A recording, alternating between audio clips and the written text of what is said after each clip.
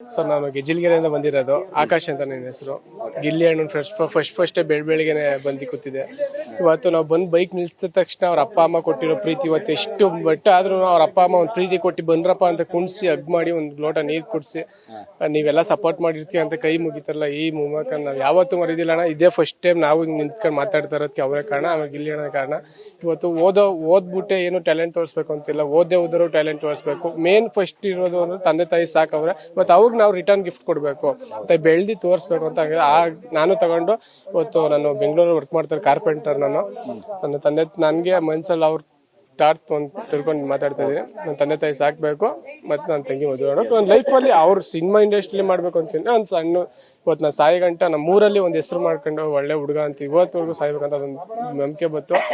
ಇಲ್ಲಿ ಅಣ್ಣಗೆ ಇದು ತುಂಬಾ ಖುಷಿ ಅಣ್ಣ, ತುಂಬಾ ಖುಷಿ. ಆಮೇಲೆ ಅದೇ ಒಂದು ಮಾತು ಹೇಳವ್ರೆ ದರ್ಶನ್ ಸರ್ ಒಂದು ಮಾತು ಹೇಳ, ಅವಮಾನ ಅನುಮಾನ ಇದ್ಮೇಲೆ ಸನ್ಮಾನ ಅಂತ ಬರೋದು ಅಂತ. ಆಮೇಲೆ ಅವ್ರ ಡೈರೆಕ್ಟ್ ನಮಗೂ ಒಂದು ಓದೋದವ್ರ ಹುಡುಗರ್ಗೆ ಏನು ಅಂತ ಅಂದ್ರೆ, ಓದೋ ಹುಡುಗರ್ಗೆ ಪ್ಲಸ್ ಮೇಲ್ ಹೋಯ್ತಾ ಇರ್ತದೆ, ಎಲ್ಲ ಸಪೋರ್ಟ್ ಇರ್ತದೆ. ಓದೋದವ್ರಿಗೆ 4 ಚೆನ್ನಾಗಿ ಮಾತಾಡೋದು, ಅವ್ರ ಅಪ್ಪ ಅಮ್ಮಂಗೆ ಮಾತಾಡೋದು, ಆಮೇಲೆ ಓದಲ್ಲ ಏನ್ ಮಾಡ್ತೀರಾ ಹಂಗೆ ಹಿಂಗೆ ಅಂತ ಅವಮಾನಗಳು ಮಾಡೋದು. ಆದ್ರೂ ಅಪ್ಪ ಅಮ್ಮ ಅದ್ ನಾವೇನಾರು ಒಂದು ಮಾಡ್ಬೇಕು ಅಂತ ಇನ್ಸ್ಪಿರೇಷನ್ ಆಗೈತೆ. ಫೈರ್ ಹುಟ್ಟಿದೆ. ಒಟ್ಟಿನಲ್ಲಿ ಅಪ್ಪ ಅಮ್ಮನ ನಾನು ಅಪ್ಪ ಅಮ್ಮ ಒಂದು ಮಾತು ಹೇಳಿದೆ, ಓದ್ಬಿಟ್ಟು ಏನು ಸಾಧನೆ ಮಾಡ್ಬೇಕಂತಲ್ಲ, ಎಂತ ಕೆಲಸ ಮಾಡಿದ್ರು ಯಾವ ಕೆಲಸ ನಾನು ಹೇಳ್ತಾ ಇರ್ತದೆ ಆ ಕೆಲಸ ಮಾಡಿ ನಾನು ಸಾಕೋ ಕೆಪಾಸಿಟಿ ನನ್ಗೈತೆ. 1000 ಜನ ಮಾತಾಡ್ಲಿ ಅನ್ಕಂಡು ಹೇಳ್ಕೊಂಡು ನಮ್ಮ ಅಪ್ಪ ಅಮ್ಮ ಬಿಟ್ಟಾಗ ನಾನು ಬೆಂಗಳೂರು ಕಾರ್ಪೆಂಟರ್ ವರ್ಕ್ ಮಾಡ್ತಾ ಇದ್ದೆ.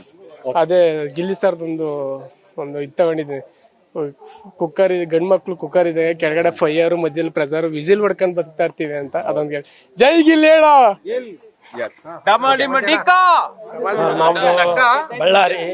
ಬಳ್ಳಾರಿಯಿಂದ ನಾನು ಗಿಲ್ಲಿಗೆ ದೊಡ್ಡ ಅಭಿಮಾನಿ. ನಾನು ಬಳ್ಳಾರಿ ವಿನ್ ಆದಡಿಗೆ ಫುಲ್ ಖುಷಿ ಆಗ್ಬಿಡ್ತು. ಆ ಖುಷಿ ತಳೆಲ್ಲಾರ್ದ ಬೆಳಿಗ್ಗೆ 5 ಗಂಟೆಗೆ ಗಾಡಿಲಿಂದ ಜರ್ನಿ ಮಾಡಿದ್ದೀನಿ. ಅಲ್ಲಿಂದ ಬರೋದಕ್ಕೆ ಇಷ್ಟ ಆಯ್ತು. ಗಿಲ್ಲಿ ನೋಡ್ಲೇಬೇಕಂತ ಕೇಳ್ಕೊಂತ ಹೋಗಿ ನಾನು ಅಷ್ಟೊಂದು ಚಾಲಿ ಓದಿಲ್ಲ.